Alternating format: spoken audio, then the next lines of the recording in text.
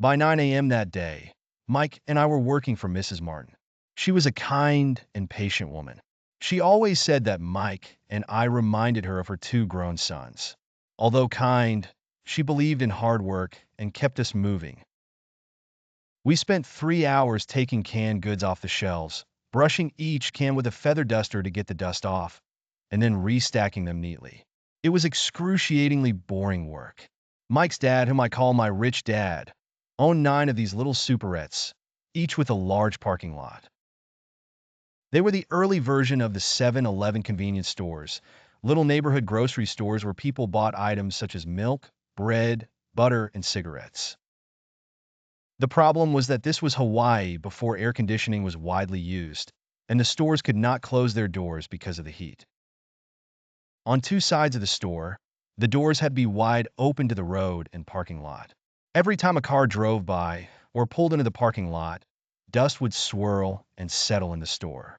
We knew we had a job as long as there was no air conditioning.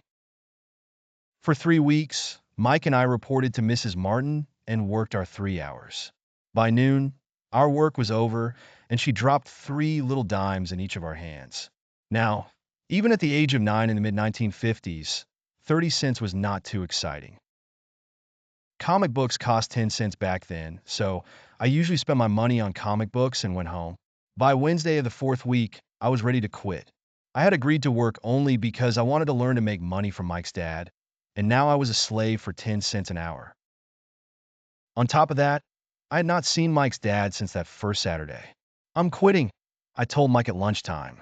School was boring, and now I did not even have my Saturdays to look forward to. But it was the 30 cents that really got to me. This time Mike smiled.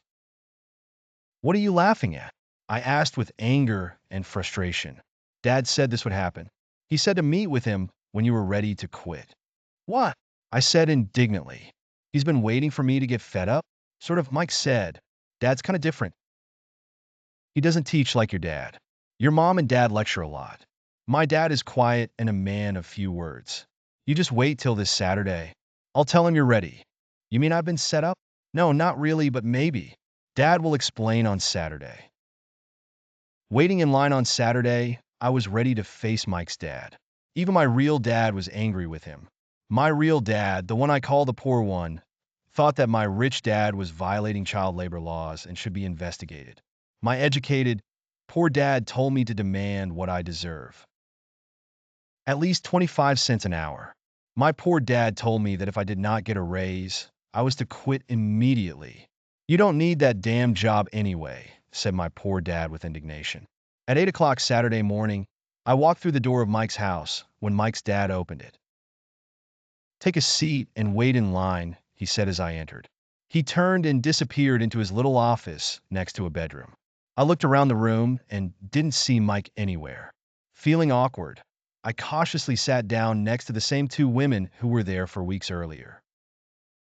They smiled and slid down the couch to make room for me. 45 minutes went by, and I was steaming. The 2 women had met with him and left 30 minutes earlier. An older gentleman was in there for 20 minutes and was also gone. The house was empty, and here I sat in a musty, dark living room. On a beautiful sunny Hawaiian day, waiting to talk to a cheapskate who exploited children. I could hear him rustling around the office, talking on the phone, and ignoring me. I was ready to walk out, but for some reason I stayed. Finally, 15 minutes later, at exactly 9 o'clock, Rich Dad walked out of his office.